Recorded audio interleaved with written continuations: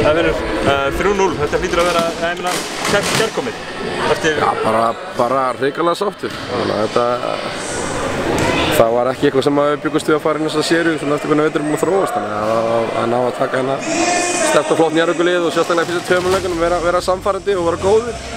Hérna hyggstum vel hérna í dag og leifum svæðisvöldunum svolítið að fá okkur til að hygga, þannig að hérna gekk erfiðlega að skora á lönguköflum en vörðin hélt svona heilt yfir og svo þegar við fundum glöfurnar og fórum að setja skotun okkar, þá hérna náðum við að slíta okkur frá þessu. Ég meina, það er í raun og rauninni leikurinn í Njarðvík sem að þið eigið bara frá A til Ö.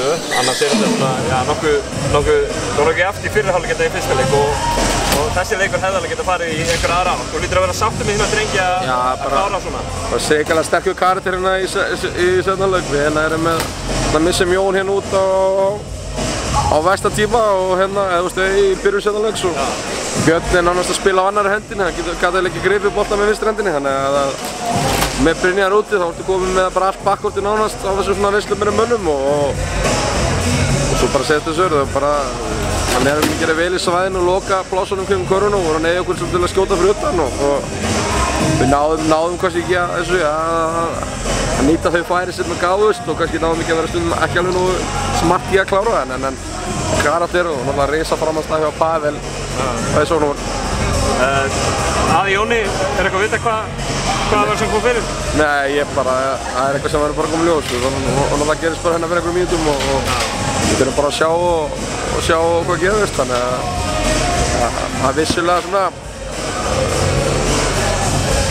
er vissulega ekki góð tilfinning að sjá hann hlaupandi út. Það er búið að gerast einu sinni oft í vetur, þannig að við vonum það besta.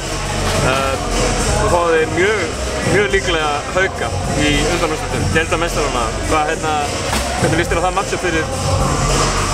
Þú sett kannski ekki beint búinn að liggja yfir því, hvernig líst þér á það fyrir?